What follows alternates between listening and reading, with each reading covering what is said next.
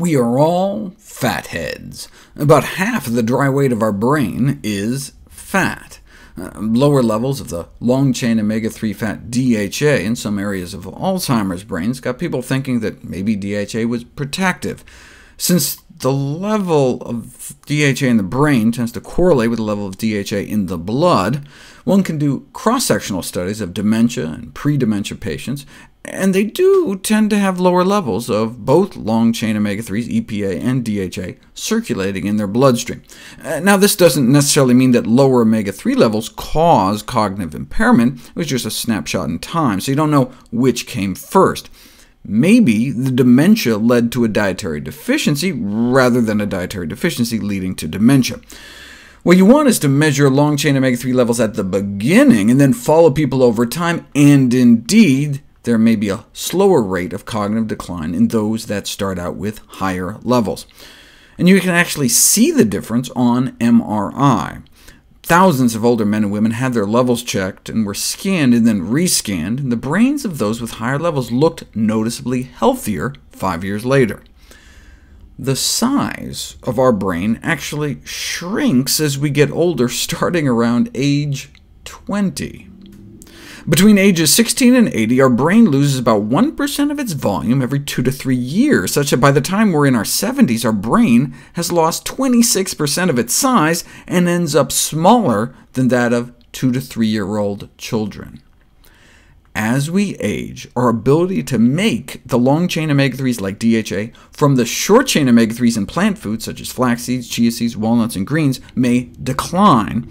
And so researchers compared DHA levels to brain volumes in the Framingham study, and lower DHA levels were associated with smaller brain volumes. But this was just from a snapshot in time, until this study was published.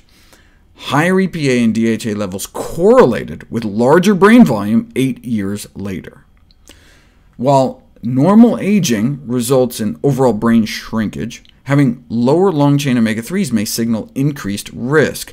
The only thing one would need now to prove cause and effect is a randomized controlled trial showing we can actually slow brain loss by giving people extra long-chain omega-3s, but the trials to date showed no cognitive benefits from supplementation until now.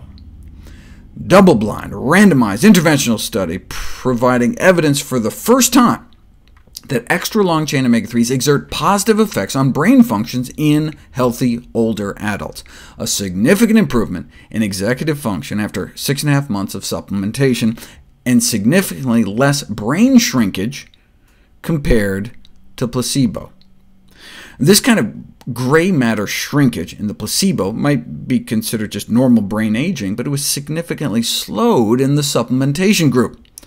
They also described changes in the white matter of the brain, increased fractional anisotropy, and decreases in mean and radial diffusivity, terms I've never heard of, but evidently they imply greater structural integrity.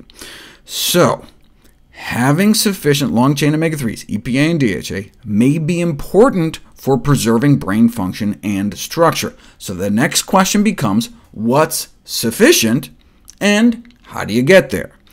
The Framingham study found what appears to be a threshold value around an omega-3 index of 4.4, which is a measure of our EPA and DHA levels. Having more or much more than 4.4 didn't seem to matter, but having less was associated with accelerated brain loss, equivalent to like an extra 2 years of brain aging. That comes out to be about a teaspoon less brain matter, so it's probably good to have an omega-3 index over 4.4.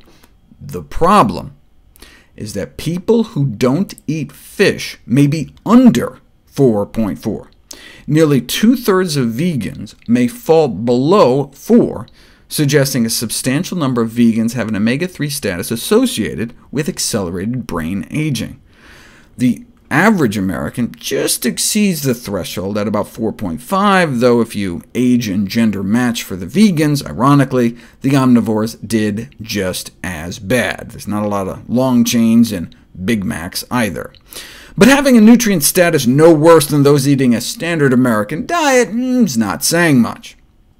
All we need now is a study that gives those with such low levels some pollutant-free EPA and DHA, and see how much it takes to push people past the threshold. And here we go.